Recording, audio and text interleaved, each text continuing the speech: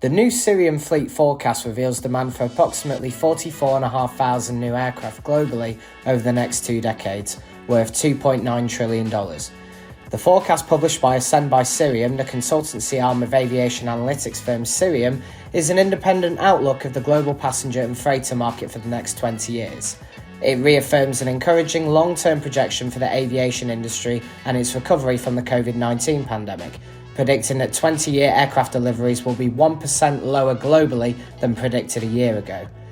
This comes despite Russia's invasion of Ukraine, travel restrictions in China, and rising energy costs all emerging as influential factors during 2022. Rob Morris, Ascend by Cirium's global head of consultancy, said, "The new Cirium Fleet Forecast shows a positive long-term outlook for aviation.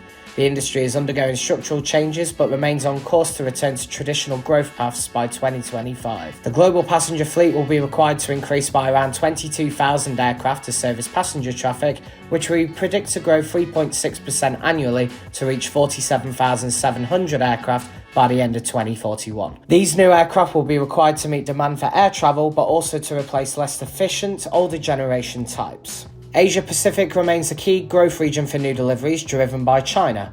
The country is forecast to have the highest annual passenger traffic growth rate at over 6% and account for 19% of deliveries in 2041, ahead of all other Asia Pacific countries with a combined share of 22%.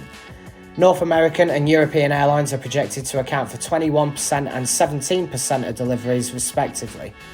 Middle East airlines will take 7% of deliveries, accounting for 14% in value terms due to the rich mix of higher value twin-aisle deliveries. In the forecast, Russian capacity and traffic are assumed to decline in the near term.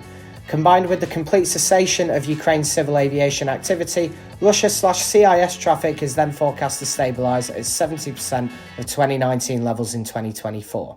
This is James Field from AviationSource News in London.